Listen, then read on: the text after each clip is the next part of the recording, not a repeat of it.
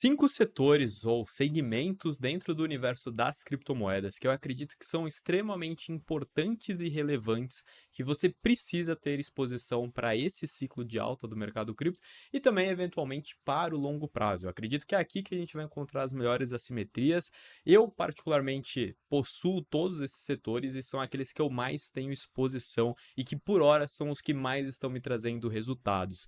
Não só eu, como também os meus alunos e clientes, tá bom? Então eu vou mostrar aqui para vocês um pouquinho quais são os segmentos que melhor performaram até então, né? Desde o início de 2023 até agora, quase final de 2024, pegando todo esse ciclo de alta já, esse início de ciclo de alta do mercado cripto e fazer algumas projeções dos quais que eu acredito que melhor vão performar e aqueles que eu acho que vale a pena estar exposto, tá? Vou trazer algumas perspectivas em relação a isso. Então já deixa aquele dedo no like na confiança e vem comigo para a tela do meu computador para a gente dar uma olhadinha agora em gráficos, tá bom? Então aqui na tela do meu computador, 5 segmentos cripto que você precisa estar exposto para esse ciclo de alta. Para isso a gente pode olhar para aquilo que já performou bem, para a gente tirar algumas lições e entender o que o mercado precificou até o presente momento e como que talvez ele precificará daqui em diante. Então aquele segmento que melhor performou disparado e que é fácil a gente perceber isso, é o segmento de RWA, ou seja, essa coluna aqui cor de rosa. Em segundo lugar, Memecoin. Terceiro, segmento de inteligência artificial e assim por diante. A média, pegando todos esses setores, ficou então em torno de 339% aqui de valorização. Nada mal. E isso em dólar também é importante a gente ressaltar. Enquanto o Bitcoin ficou aí, né, no mesmo período apresentou uma performance de 307% e Ethereum, tadinho do Ethereum, de apenas 110%.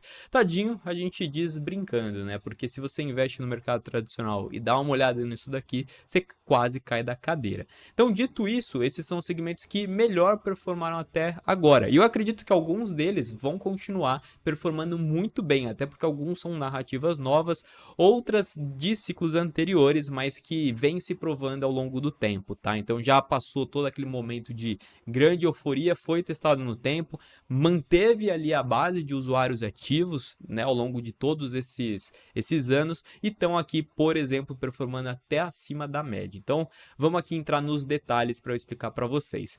Então, o primeiro segmento, que eu acho que é aquele que menos você tem chance de errar e que, na minha opinião, é o que deveria compor a maior parte da tua carteira. Obviamente, não considerando o Bitcoin. Eu sou da velha guarda, eu ainda tenho o Bitcoin como ativo majoritário, tá bom?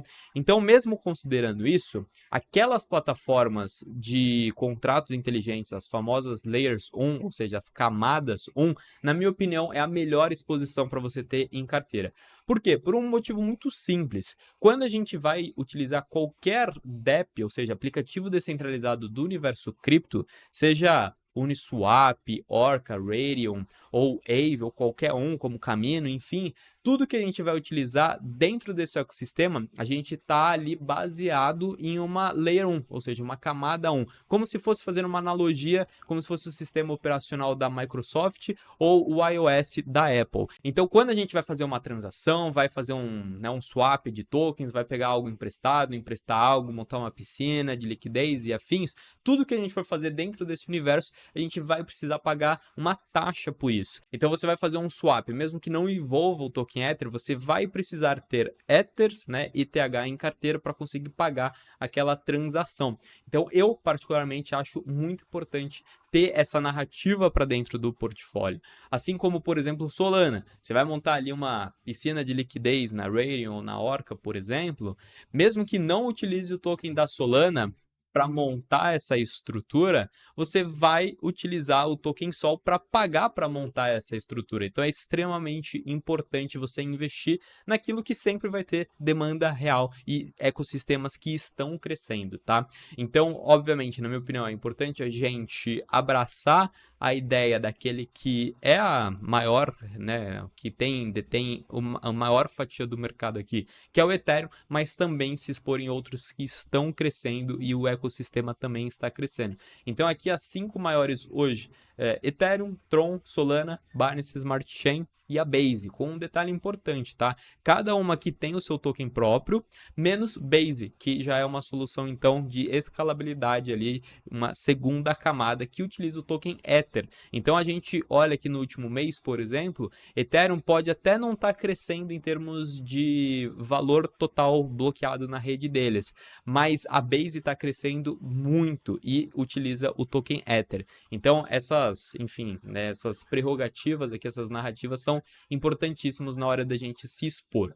O segundo segmento que eu acho extremamente relevante é aquele que, quando a gente olhou, né, no primeiro gráfico, é o destaque até o presente momento, que é o setor de Real World Assets, ou seja, ativos do mundo real. É quando a gente tokeniza um ativo do mundo real, como um título de dívida, um imóvel, um contrato, ou qualquer coisa que seja, e coloca ele numa blockchain pública e distribuída, como da Ethereum, da Solana e assim por diante, fazendo com que a gente consiga trazer toda a eficiência do mercado cripto, os baixos custos do mercado cripto, a liquidez globalizada, o mercado aberto 24/7, enfim, tem muita coisa positiva em você tokenizar um ativo. Obviamente que a gente está muito no começo ainda, a gente ainda está engatinhando e que não é uma grande tendência por hora, mas tudo indica que vai ser sim uma enorme tendência para o futuro, tá? Isso é tão verdade, inclusive, que, por exemplo, a própria BlackRock, que se não entra em tendências, ela cria tendências, ela já está aí com a maior exposição em tokens RWA do mundo. Então, os caras estão apostando nesse segmento, os caras estão investindo nesse segmento e tudo indica que a gente vai ver esse segmento ainda performar muito bem como já performou. Aqui a gente tem alguns tokens, segundo o CoinMarketCap, que são os mais representativos desse segmento de RWA. Na minha opinião, eu olharia, né, assim, para ter uma exposição 100% nesse segmento de mantra para baixo, sendo que a minha maior exposição hoje é Ondo. Avalanche, né, ou seja, o token AVAX, na minha opinião, se enquadraria melhor na narrativa, né, no segmento anterior de Layer 1. Chainlink é um grande oráculo que, beleza, realmente vai ser importante para a tokenização desses ativos que vão representar uma dívida, por exemplo, dentro do mercado tradicional. Você vai precisar ter, né, aquela dívida validada pelos oráculos. Então a Chainlink também desempenha muito bem. Mas se você quer criar exposição direto nesse segmento de mantra para baixo, e aí, né, outros ativos que não apareçam aqui, vale a pena o estudo. O terceiro segmento é com relação ao DeFi, que também ficou a média, né, desde o início de 2023 para cá, com relação a performance, mas é um segmento, vamos dizer assim, da velha geração. Então a gente teve o DeFi Summer em 2020 e 2021, que prometia muita coisa e realmente a evolução dele foi muito notável, mas ele não conseguiu se desenvolver tanto naquele verão. A ideia era muito boa, mas agora, né, com, enfim, todo o mercado de baixa, esses testes de estresse, o capital travado nessas plataformas está crescendo de forma bem significativa. O próprio investidor institucional está aprendendo a utilizar, está percebendo que ele tem muita liquidez.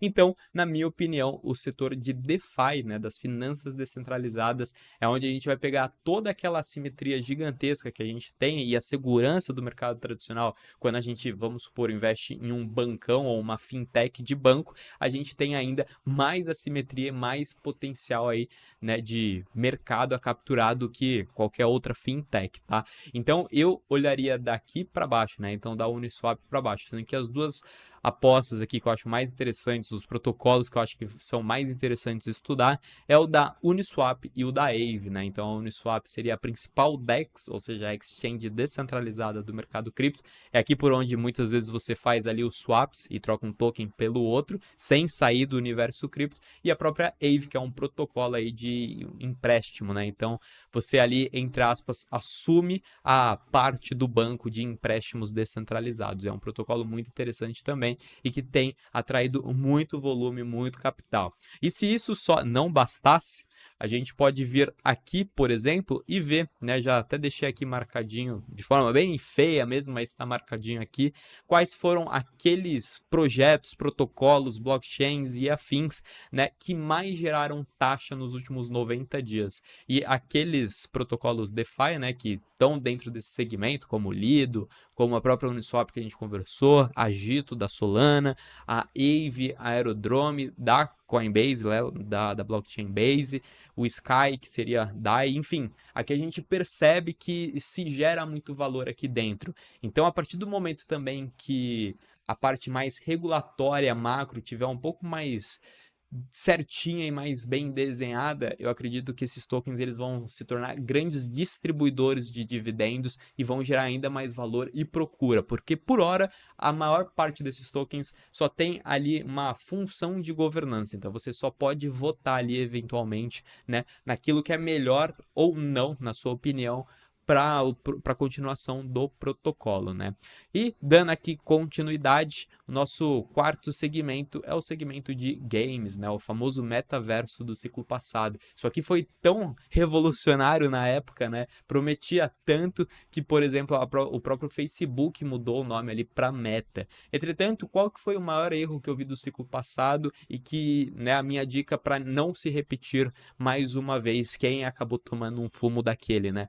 É justamente ao invés de você olhar e apostar para jogos e apenas isso, é você olhar para as plataformas que estão criando infraestrutura para vários jogos se hospedarem. Então, Immutable X, por exemplo, que é uma das primeiras aqui, é uma das que mais se destacam nesse segmento, tá? Beam a mesma coisa, Gala e assim por diante. Então, ao invés de você, por exemplo, apostar em um único jogo como Axie Infinity e ter aquilo como, pô, aquele jogo tem que dar certo, é melhor você apostar na infraestrutura, no marketplace desses jogos que vão colher ali taxas, né? A cada transação de uma skin, de um avatar, de qualquer coisa que ocorra ali dentro daquela blockchain. E aí, para fazer uma analogia, hoje o que a gente tem no mercado de forma muito semelhante a isso é a própria Steam, que é a maior plataforma de jogos aí, pelo menos de computador do mundo. Então, ao invés de você ir buscar jogos de forma separada, você tem uma plataforma que pega todos os jogos, basicamente, coloca num único lugar, que tem um mercado secundário dentro da Steam, por exemplo, e que cada transação que ocorra ali dentro, eles pegam um percentual gordinho, inclusive, tá? Então, eu acredito que no segmento de games, que sempre faz preço em bull markets, as melhores apostas vão estar nessas plataformas que trazerem um pouco dessa analogia aqui com a Steam para dentro do mercado de criptomoedas. E por fim, o ecossistema do próprio Bitcoin, né? Então o Bitcoin é aquele ativo referência, né? Então não existe nenhum ativo que consiga substituir o Bitcoin. Entretanto, o Bitcoin ele é considerado uma reserva de valor. Ele tem pouca, vamos dizer assim, utilidade dentro das finanças descentralizadas, por exemplo. Em tese, você compra o Bitcoin e serve ele como uma poupança, uma forma de você proteger poder de compra, né? Entretanto, há algumas plataformas que estão tentando pegar a segurança do Bitcoin e desenhar uma forma de segunda camada para trazer a possibilidade de contratos inteligentes em cima da blockchain do Bitcoin. Então, você não mudaria o Bitcoin, você não iria concorrer com o Bitcoin, mas você utilizaria a segurança da rede da blockchain Bitcoin para dentro, né, ali da tua plataforma para você criar ali contratos inteligentes. E aí, uma vez criando contratos inteligentes, o céu é o limite, você pode desenvolver qualquer coisa. Então, a Stacks, por exemplo, é uma que é um pouco pioneira nesse sentido e que é aquela exposição talvez mais segura. Mas outros ativos também pode ser que vale a pena o estudo. E se você quer especular um pouquinho mais, na minha opinião, até meme coins aqui dentro do ecossistema Bitcoin tem mais potencial de valorização do que às vezes meme coins dentro do universo Ethereum, Solana, assim por diante, por conta do tamanho de valor de mercado do Bitcoin. Então,